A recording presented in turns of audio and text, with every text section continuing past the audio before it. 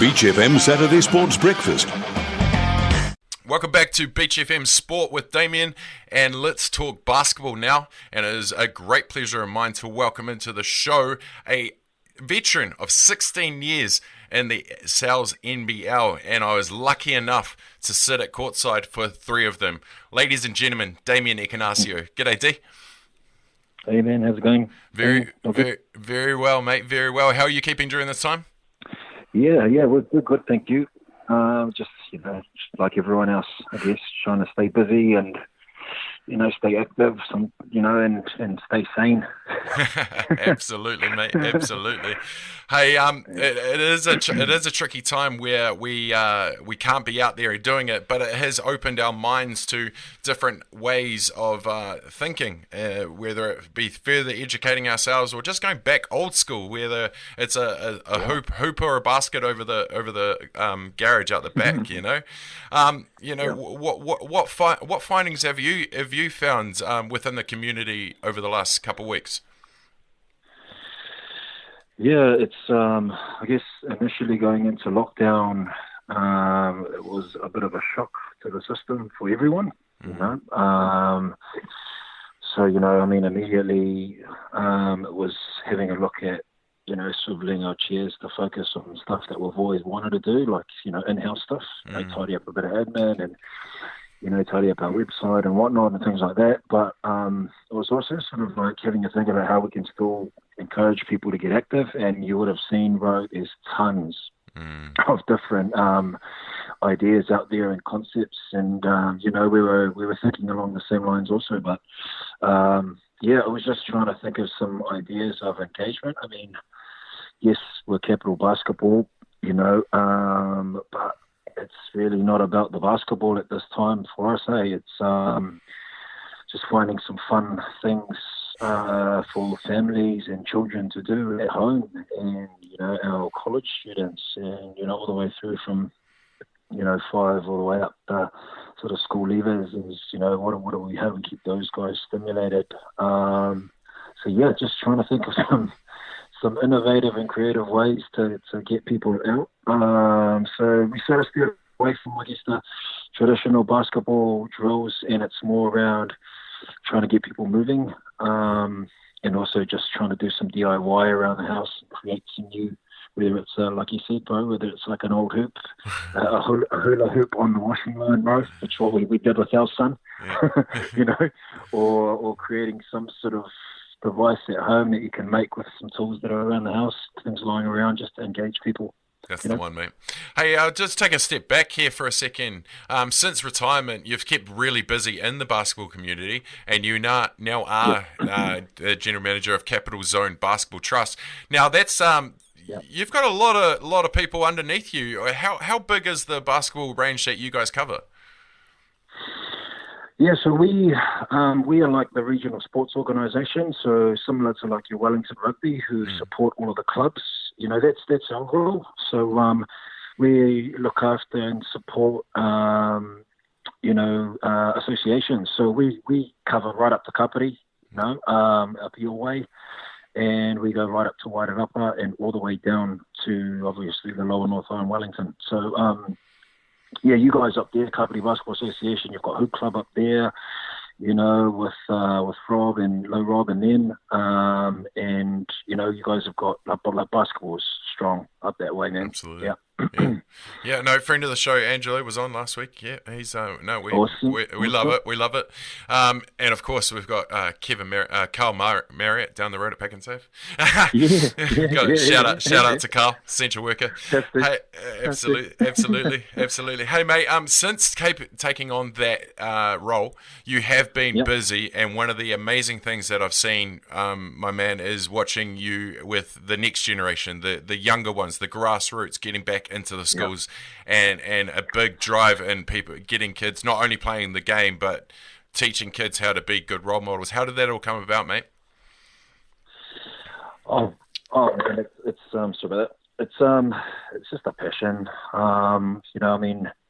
Playing the game for however long, and after games, those kids that come up after the games, they're the most important the fans thereafter, and seeing the impact that we've got. And as I obviously got older and slower, and lost my balance, bro, and couldn't really do much, I had to hang it up. You sort of start to realise the importance of that connection piece with the player and community. So, bro, I'm blessed, man. Like I get to come back and work in basketball, and and get to give back. So a lot of our programs is all based around people, good people first, and basketball, and it's all around using basketball to teach kids life skills and transferable skills that they can take outside of the basketball court. So put it in context, we run a nice little Kiwi Hoops program, which is all about introduction to basketball. It's all fun games, and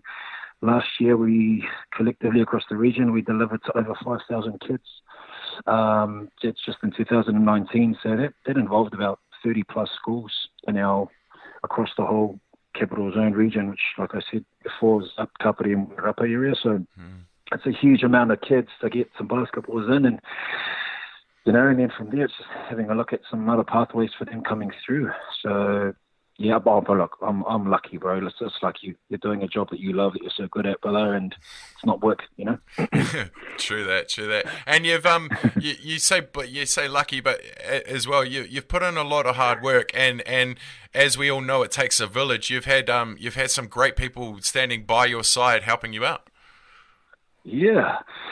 Oh, bro, look, it's my staff. They're the people that churn the machine, bro. And I guess the one that goes out and has chats to people, and get the pat on the back from a few people, and like yourself. But without the team, none of this stuff is possible. So I've got Scotty Richardson, who's our community development officer.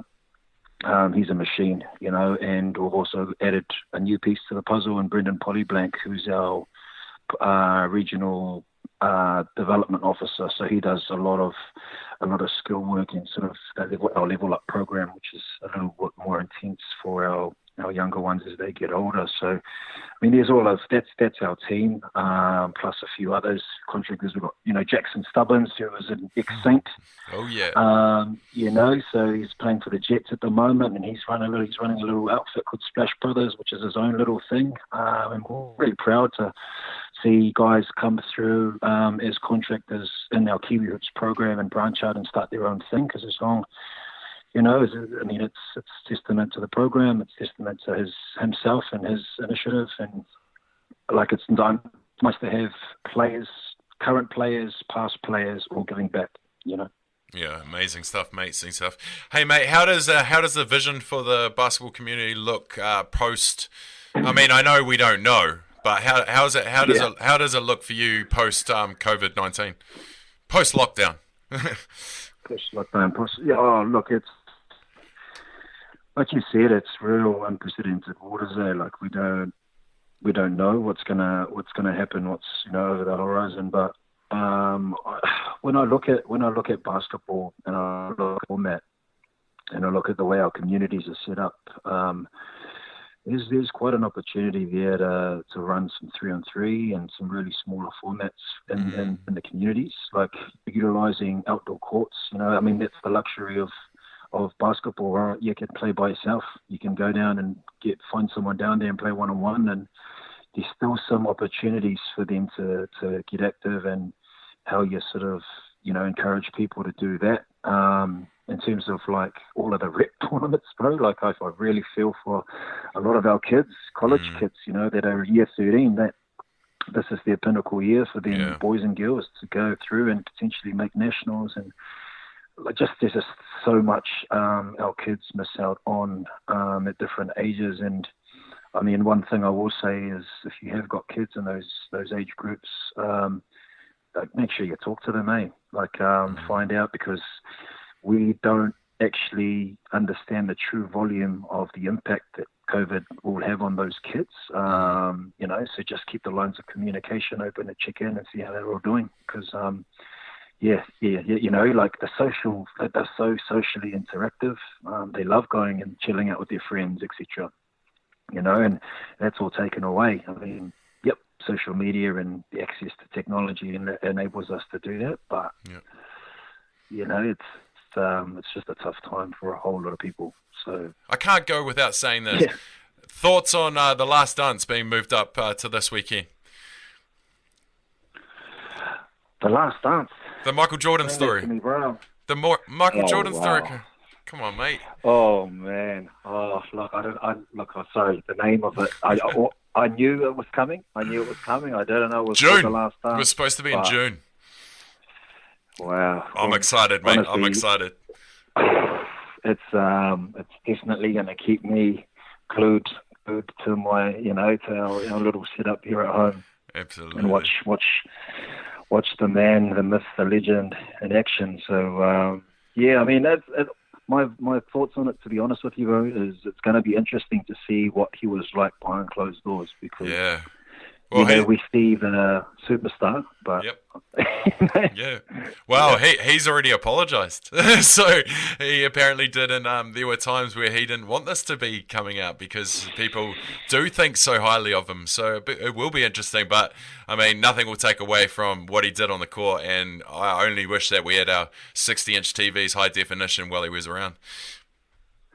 Yeah, bro, that's it, man. But hey, the crazy thing is